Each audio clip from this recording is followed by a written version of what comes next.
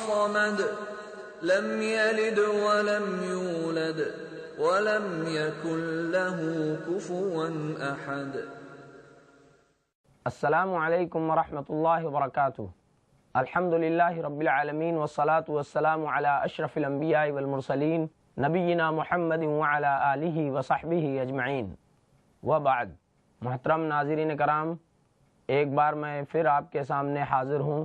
بہت ساری اہم باتوں کے دوران اللہ رب العالمین نے یہ بھی بات کی طرف واضح اشارہ فرما دیا کہ میدان احد میں جو لوگ شہید کیے گئے انہیں مردہ مت سمجھو، بلکہ وہ زندہ ہیں، لیکن ان کی زندگی کا تم شعور نہیں رکھتے۔ میں یہاں پر ایک روایت آپ کے گوش گزار کر دوں۔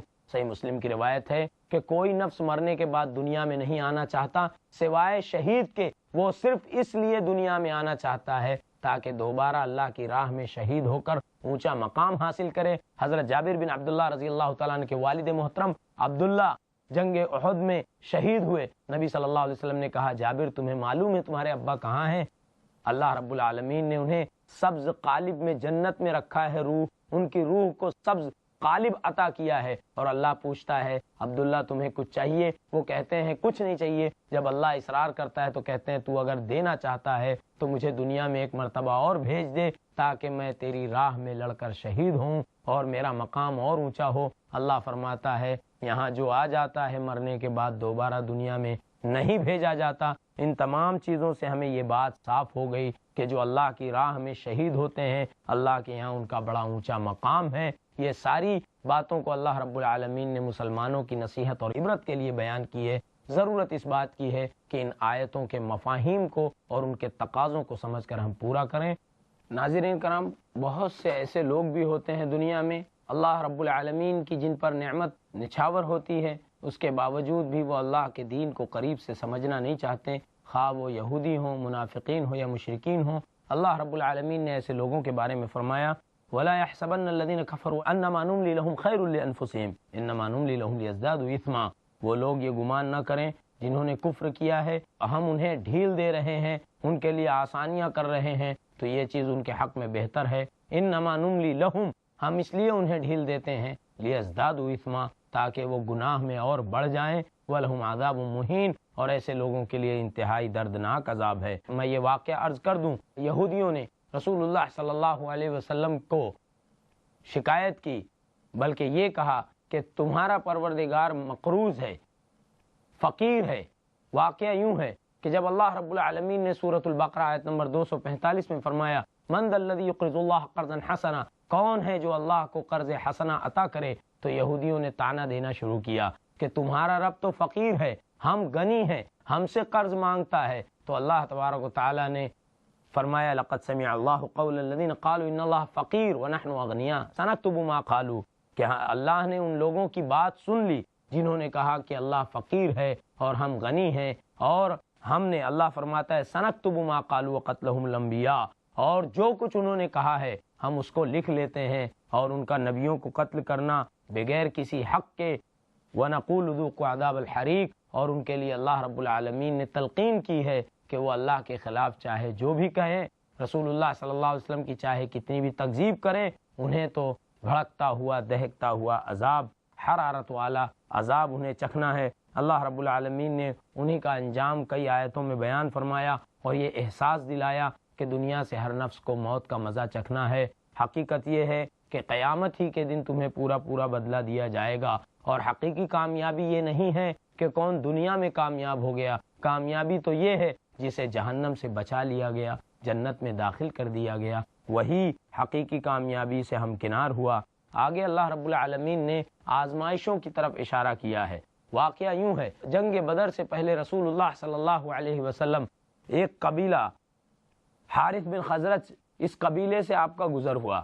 آپ کا ارادہ حضرت سعد بن عبادہ رضی اللہ تعالیٰ عنہ کی عیادت کرنا تھا، چنانچہ آپ ان کی عیادت کے لیے تشریف لے جا رہے تھے۔ قبیلہ حارث بن خزرج میں آپ نے مشرکین، منافقین اور یہودیوں کو ایک جگہ جمع پایا، آپ وہاں تشریف لے گئے، آپ نے سلام کیا۔ عبداللہ ابن ابی ابن سلول جو منافقین کا سردار تھا، اس نے کہا، اے محمد پیچھے ہٹو، تمہاری سواری کی گرد سے میں پریشان ہوں۔ بہرحال وہاں ایک تنازع ہو گیا اور مسلمانوں نے بھی رسول اللہ صلی اللہ علیہ وسلم کی طرف سے دفاع کیا۔ نبی صلی اللہ علیہ وسلم جب حضرت سعد ابن عبادہ کے پاس تشریف لائے، آپ نے اس واقعے کا تذکرہ کیا۔ حضرت سعد ابن عبادہ رضی اللہ تعالیٰ عنہ نے فرمایا، اللہ کے نبی صلی اللہ علیہ وسلم، یہ ابن سلول آپ کے ہجرت مدینہ سے پہلے قریب تھا کہ مدینہ کے لوگ اس کی تاج پوشی کرتے اور یہ مدینہ کا سردار ہو جاتا۔ اسی دوران اللہ رب العالمین کے حکم سے آپ ہجرت کر کے مدینہ تشریف لائے اور اس کی ساری سرداری جاتی رہی، اسی وجہ سے یہ انکار کرتا ہے، تکذیب کرتا ہے۔ اس وقت حضرت سعد ابن عبادہ رضی اللہ تعالیٰ عنہ نے رئیس المنافقین کی وضاحت کی۔ اللہ رب العالمین نے اسی واقعے کو نقل کیا، لَتُبْلَوُنَّ فِي أَمْوَالِكُمْ وَأَنفُسِكُمْ، اگر تم مومن ہو تو ضرور آزمائے جاؤ گے تمہارے مالوں کے بارے میں، جان کے بارے میں۔ وَلَتَسْمَعُنَّ مِنَ الَّذِينَ أُوتُوا الْكِتَابَ مِنْ قَبْلِكُمْ، اور اپنے سے پہلے اہل کتاب سے ایسی باتیں سنو گے جنہیں تم پسند نہیں کرو گے۔ وَمِنَ الَّذِينَ أَشْرَكُوا أَذًى كَثِيرًا، اور مشرکین کی طرف سے، اہل کتاب کی طرف سے تمہیں تکلیف دی جائے گی۔ اللہ رب العالمین نے اس طرح سے اپنے پیغمبر کی حوصلہ افزائی کی۔ اور پھر اس سورہ آل عمران کی آخری رکوع میں ان فی خلق السماوات والارض کہہ کر اللہ رب العالمین نے اپنی ربوبیت کی طرف اشارہ کیا ہے۔ اس آیت کی شان نزول میں اختلاف ہے مفسرین کے درمیان۔ حقیقت یہ ہے کہ یہ شان نزول سورۃ البقرہ کی اس آیت کریمہ جس میں اللہ نے ان فی خلق السماوات والارض واختلاف اللیل والنہار والفلک التی کہا، اس آیت کریمہ کا جو شان نزول ہے در حقیقت اس آیت کا بھی وہی شان نزول ہے۔ یہ دیکھو آسمانوں اور زمین کی تخلیق اور دن اور رات کا الٹنا پلٹنا، یہ ساری چیزیں کیا اپنے رب کو پہچاننے کے لیے عقل والوں کے لیے کافی نہیں ہیں؟ اس طرح سے اللہ رب العالمین نے دعوت فکر دی ہے۔ اس کے بعد صحابہ کرام کی دعائیں ہیں، ان دعاؤں کو ہر مسلمان کو یاد کرنا چاہیے۔ آخر میں عرض کرتا چلوں کہ نجاشی بادشاہ چونکہ مسلمان ہو چکا تھا، جب اس کی موت کی خبر رسول اللہ صلی اللہ علیہ وسلم تک پہنچی، آپ نے صحابہ کرام کو نماز جنازہ غائبانہ ادا کی۔ یہودیوں نے تانا دینا شروع کیا کہ نجاشی بادشاہ کی نماز جنازہ یہ پڑھ رہے ہیں۔ اس وقت یہ آیت کریمہ نازل ہوئی، وَإِنَّ مِنْ أَهْلِ الْكِتَابِ لَمَن يُؤْمِنُ بِاللَّهِ وَمَا أُنزِلَ إِلَيْكُمْ وَمَا أُنزِلَ إِلَيْهِمْ خَاشِعِينَ لِلَّهِ، اہل کتاب میں سے کچھ ایسے بھی لوگ ہیں جو انجیل پر بھی ایمان رکھتے تھے اور قرآن کریم پر بھی ایمان رکھتے ہیں، صرف اللہ سے ڈرنے والے ہیں۔ اس آیت کریمہ میں اللہ رب العالمین نے نجاشی بادشاہ کی طرف سے اللہ نے یہودیوں کا دفاع کیا ہے اور مسلمانوں کو صبر کرنے کی تلقین کی ہے۔ ناظرین اکرام، سورہ آل عمران کے بعد سورہ نساء قرآن کریم کی چوتھی سورہ ہے۔ اب باری ہے سورۃ النساء کی۔ سورہ نساء یہ بھی مدنی سورہ ہے، ہجرت کے بعد مدنی زندگی میں رسول اللہ صلی اللہ علیہ وسلم پر نازل کی گئی۔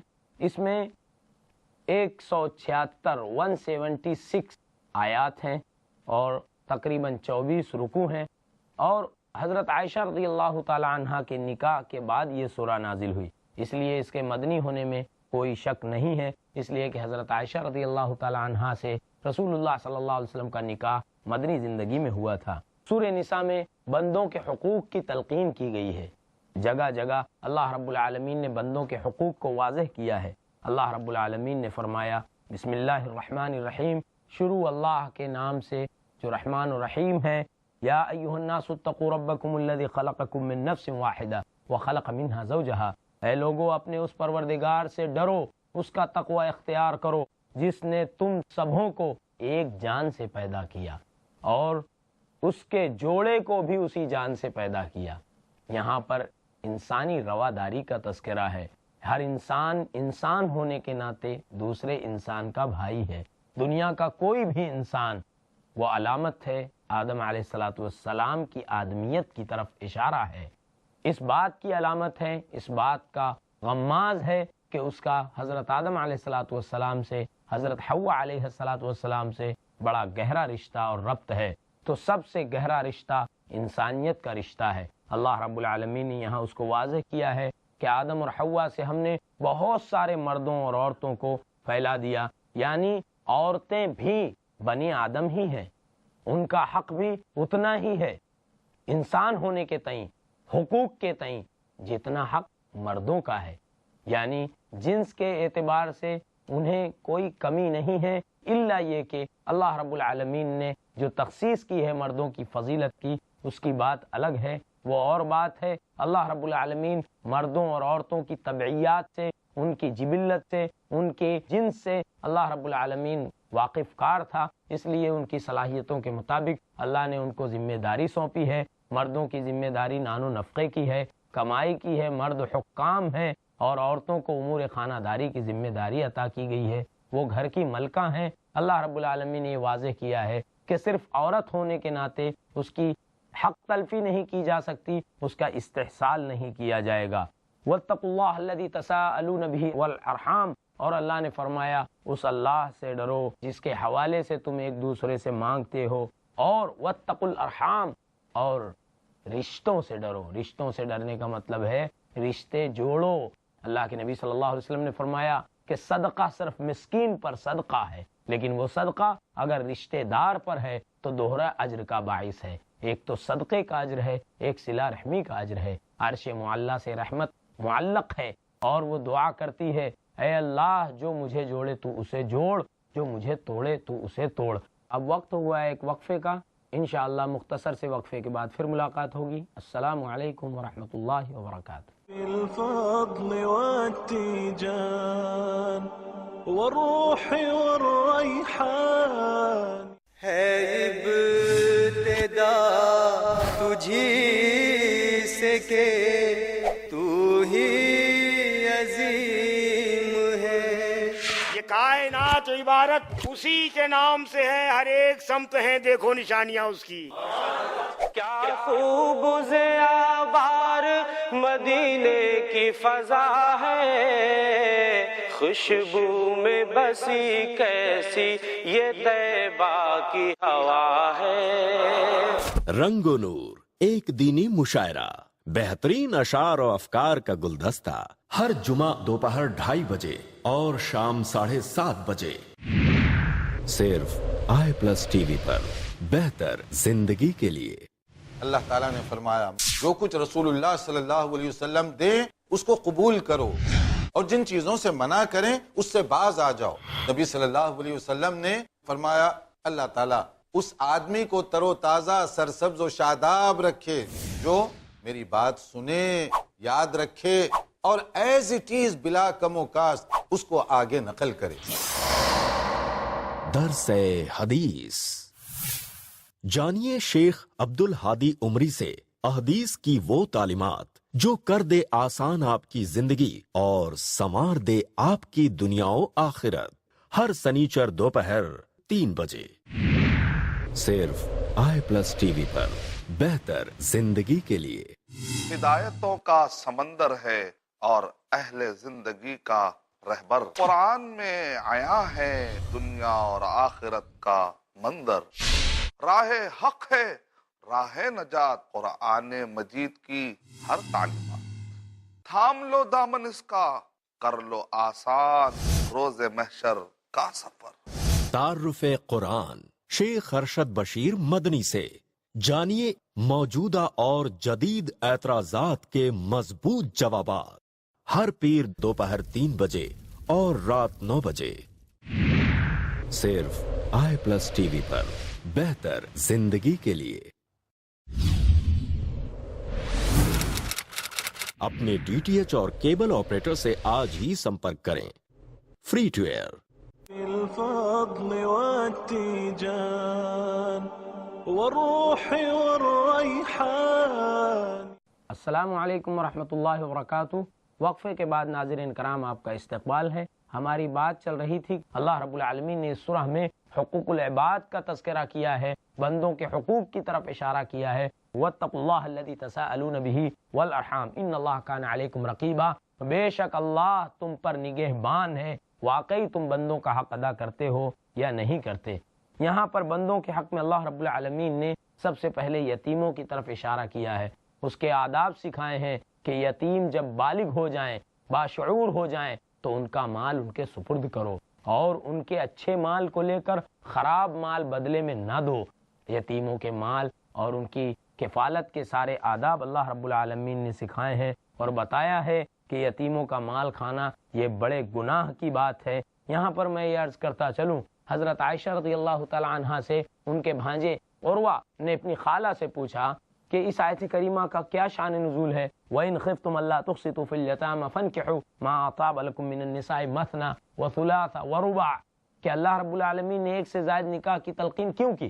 حضرت عائشہ نے سمجھایا، اے میرے بھانجے دیکھو، پہلے ایسا دستور تھا کہ جو لونڈیاں لوگوں کو پسند تھیں اپنی ان لونڈیوں سے رشتہ تو کر لیتے لیکن ان کا حق ادا نہیں کرتے. یہ سوچتے کہ یہ تو لونڈی ہے، میں نے رشتہ کر کے اس کے ساتھ احسان کیا ہے. اللہ نے اسی وجہ سے فرمایا اگر تمہیں لونڈیوں کو رشتے میں رکھنا ہے تو ان کے حق ادا کرو. اگر تم انصاف نہیں کر سکتے یتیموں کے ساتھ تو پھر آزاد عورتوں میں سے ایک کے بجائے دو نہیں تو تین، یعنی ایک دو تین چار بیک وقت رشتے کر سکتے ہو. لیکن 4 سے زائد پر پابندی عائد کر دی اور 4 کی اجازت بھی بشرط انصاف کے حکم دیا، ورنہ فواحدتاً کہا کہ اگر جو اپنی عورتوں کے درمیان انصاف نہ کرے اس کے لیے 1 سے زائد نکاح کرنے کی گنجائش نہیں ہے. اللہ کے نبی علیہ الصلوۃ والسلام نے فرمایا کہ جس کی 2 بیویاں ہیں اور ایک کی طرف مائل ہو جائے گا، ایک کا حق ادا کرے گا، ایک کو محروم رکھے گا، قیامت کے دن ایسے آئے گا کہ اس کا ایک بازو جھکا ہوگا. لوگ دیکھ کر سمجھ جائیں گے کہ بیویوں کے درمیان ناانصافی کرتا تھا. اللہ تبارک تعالیٰ نے فرمایا 2 3 4 بیک وقت میں، لیکن 4 سے زیادہ رشتے کا کسی کو بھی اختیار نہیں ہے بیک وقت. حضرت غیلان بن سلمہ ایک صحابی تھے، جب وہ مسلمان ہوئے تو ان کی 10 بیویاں تھیں. اللہ کے نبی صلی اللہ علیہ وسلم نے فرمایا 4 کو منتخب کرو، 6 کو طلاق دے دو. اسی طرح سے ایک اور صحابی ہیں حارث بن قیس، ان کی بھی جب وہ مسلمان ہوئے تو 8 بیویاں تھیں. رسول اللہ صلی اللہ علیہ وسلم نے 4 کو باقی رکھنے کا حکم دیا اور بقیہ کو چھوڑ دینے کا حکم فرمایا. اس طرح سے عورتوں کے حقوق کی تلقین کی گئی ہے. اسی طرح سے لوگوں کو ان کے مال کی تلقین کی گئی ہے. حضرت سعد ابن ربی رضی اللہ تعالیٰ عنہ کی بیوی نے شکایت کی، اللہ کے نبی صلی اللہ علیہ وسلم سعد کے بھائی نے پورا مال ہڑپ لیا ہے. اسی طرح جابر بن عبداللہ رضی اللہ تعالیٰ عنہ پر غشی طاری ہوئی، اس حالت میں انہوں نے شکوہ کیا کہ میں اپنا مال کیسے تقسیم کروں. تو اللہ رب العالمین نے مال کو تقسیم کرنے کے طریقے بتا دیے اور پھر اللہ نے اس کے آگے مسلمانوں کو وصیت کی، یوصیکم اللہ فی اولادکم للذکر مثل حظ الانثیین. اللہ تمہیں وصیت کرتا ہے مالوں کی، اپنے اولاد کے درمیان مال کو کس طرح سے تقسیم کرنا ہے. آیت میراث میں اس کی پوری تفصیل موجود ہے. لیکن ہم دیکھتے ہیں آج کا مسلم معاشرہ ان تمام خوبیوں سے دور ہے. لوگ اپنے اپنے حقوق سے محروم ہیں، ان کا حق ان کو حاصل نہیں ہے، اپنی وراثت سے لوگ محروم ہیں. پوری زندگی پریشان حالت سے گزار دیتے ہیں، تنگ دستی میں نکال دیتے ہیں، لیکن ان کو ان کے حق ادا نہیں کیے جاتے. نبی صلی اللہ علیہ وسلم نے علم الفرائض کی بڑی تلقین کی ہے. آپ نے کہا ہے کہ یہ بھی ایک علم ہے، اسے سیکھو، سکھاؤ، سماج میں پھیلاؤ، بتاؤ کہ کن کا مال میں کتنا حق ہے اور وہ حق کو نافذ کیا جائے. اور اللہ کی حدیں ہیں، اللہ کی حد بندیوں سے تجاوز نہ کرو. جو اللہ کی حدوں سے تجاوز کرنے کی کوشش کرے گا اللہ رب العالمین اسے آگ میں داخل کرے گا، اور جو اللہ کے بتائے ہوئے اصولوں پر زندگی گزارے گا رب العالمین اسے جنت میں داخل کرے گا اور ہمیشہ ہمیشہ وہ اس میں رہیں گے. اور یہی سب سے بڑی کامیابی ہے. اس کے ساتھ ساتھ اللہ رب العالمین نے کچھ عورتوں کے استحصال کا تذکرہ کیا. واقعہ یوں ہے کہ ابتدائی اسلام میں جو عورتوں سے زنا ہو جاتا تھا، بدکاری سرزد ہو جاتی تھی، ان کے لیے کوئی متعین سزا نہیں تھی، بلکہ اللہ نے فرمایا تھا واللاتی یاتین الفاحشۃ من نسائکم فاستشہدوا علیہن اربعۃ منکم فإن شہدوا فامسکوہن فی البیوت حتی یتوفاہن الموت او یجعل اللہ لہن سبیلا. وہ عورتیں جو تم میں سے برائی کا مظاہرہ کریں، فحش کا مظاہرہ کریں، بدکاری کر لیں، 4 گواہ طلب کرو. اگر 4 عینی شاہد گواہی دے دیں تو پھر تم بطور سزا کے، تعزیر کے ان کو گھروں میں بند رکھو یہاں تک کہ اللہ رب العالمین ان کو وفات دے، ان پر موت طاری کر دے یا ان کے لیے کوئی سبیل پیدا کرے.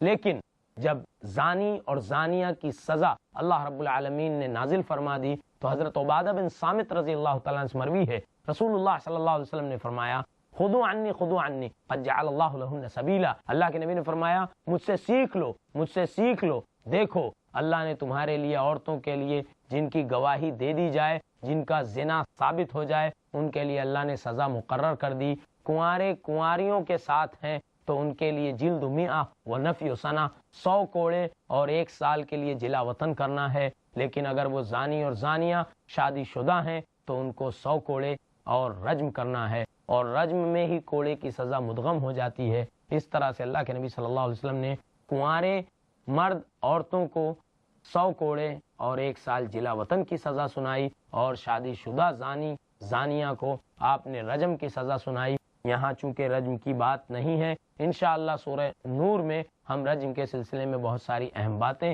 آپ کے گوش گزار کریں گے۔ میں یہاں پر صرف یہ عرض کر دوں، زنا کی یہ ابتدائی سزا تھی، بعد میں اس کی وضاحت اللہ رب العالمین نے نازل فرما دی اور زنا کا عام حکم آ گیا۔ اس کے بعد چونکہ بدکاری اور گناہ کے بعد توبے کا مرحلہ ہے، اس لیے اللہ رب العالمین نے توبے کے اصول بتائے ہیں۔ انما التوبۃ علی اللہ للذین یعملون السوء بجہالۃ، توبہ تو انہی لوگوں کے لیے ہے جو برائی کرتے ہیں نادانی میں، ثم یتوبون من قریب، لیکن برائی کرنے کے فوراً بعد احساس ہوتا ہے، ندامت ہوتی ہے، تو وہ توبہ کر لیتے ہیں۔ اللہ رب العالمین ایسے ہی لوگوں کی توبہ قبول کرتا ہے، اس لیے کہ وہ حقیقت کا جاننے والا ہے، حکمت والا ہے۔ رسول اللہ صلی اللہ علیہ وسلم نے فرمایا ان اللہ یقبل التوبۃ من عبادہ ما لم یغرغر، مسند احمد کی صحیح روایت ہے کہ اللہ رب العالمین بندے کی توبہ اس وقت تک قبول کرتا ہے جب تک غرغرے کی نوبت نہ آئے، جہاں کنی کا عالم نہ آئے، ورنہ فرعون نے بھی توبہ کیا تھا، جب ڈوبنے لگا تو اس نے کہا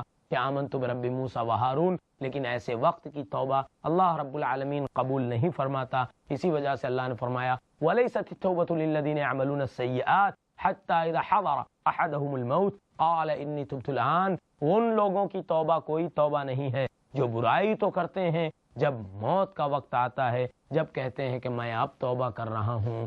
اللہ رب العالمین نے ادب سکھائے ہیں کہ توبے کا طریقہ یہ ہے کہ بندہ اپنی غلطی پر نادم ہو، نادانی میں غلطی کرے، اور غلطی کرنے کے فوراً بعد توبہ کرنے کی کوشش کرے، اور اسے عادت نہ بنا لے، کا عادی نہ بن جائے۔ کل بنی آدم خطاء وخیر الخطائین التوابون، نبی صلی اللہ علیہ وسلم نے فرمایا ہر انسان خطا کار ہے، اور بہترین خطا کار وہ ہیں جو اپنی غلطیوں پر نادم ہوتے ہیں۔ آدم علیہ السلام سے ہمیں یہ ورثے میں ملا ہے کہ ہم سے غلطیاں ہوں تو ہم اپنی غلطیوں پر نادم ہوں۔ آدم علیہ السلام نے شجر ممنوعہ کو استعمال کیا، آپ اس کے قریب گئے، غلطی ہوئی، فوراً نادم ہوئے، ربنا ظلمنا انفسنا کہا، اپنے رب سے دعا کی، اپنے ظلم کو ایکسیپٹ کیا، اپنی غلطی پر نادم ہوئے، اور بارگاہ الہی میں توبہ استغفار کیا۔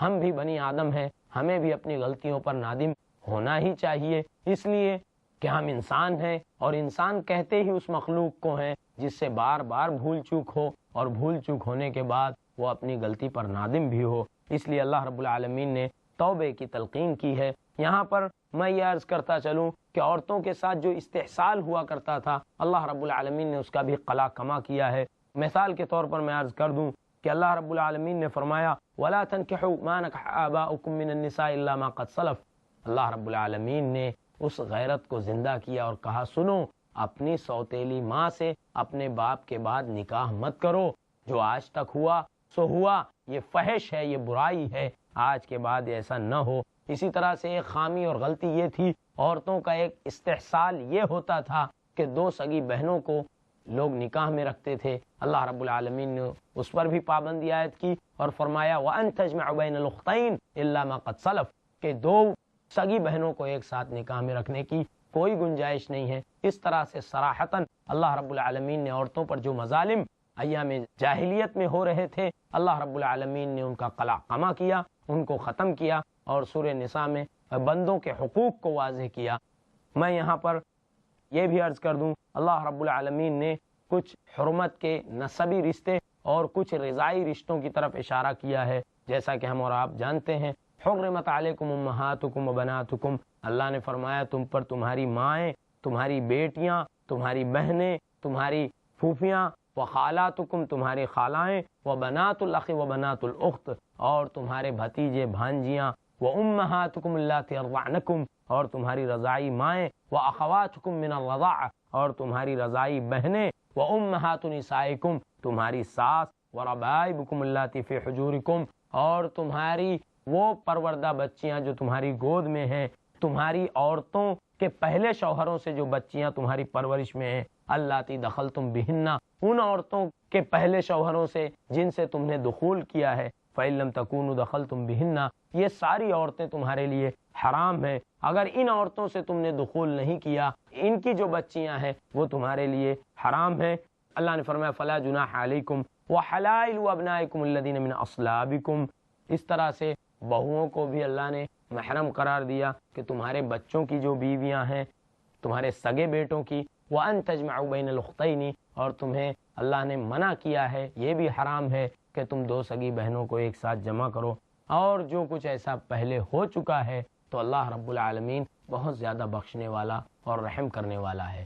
اس پورے پارے میں اللہ رب العالمین نے بندوں کے بہت سارے حقوق، اہل کتاب کی بہت ساری خیانتوں کو واضح کیا ہے، خصوصاً سورۃ النساء میں عورتوں کے حقوق کو، یتیموں کے حقوق کو، پڑوسیوں کے حقوق کو خصوصاً مد نظر رکھا گیا ہے۔ ضرورت اس بات کی ہے کہ ہم اللہ کے حق کے ساتھ بندوں کا بھی حق ادا کریں، اس کی باز پرس ہوگی، اللہ کے روبرو اس کی جواب دہی ہوگی۔ اللہ رب العالمین سے دعا ہے الہ العالمین ہمیں قرآن کریم کے معانی اور مفاہیم کو سمجھنے اور ان کے تقاضوں کے مطابق زندگی بسر کرنے کی توفیق عطا فرمائے، آمین۔ السلام علیکم ورحمۃ اللہ وبرکاتہ۔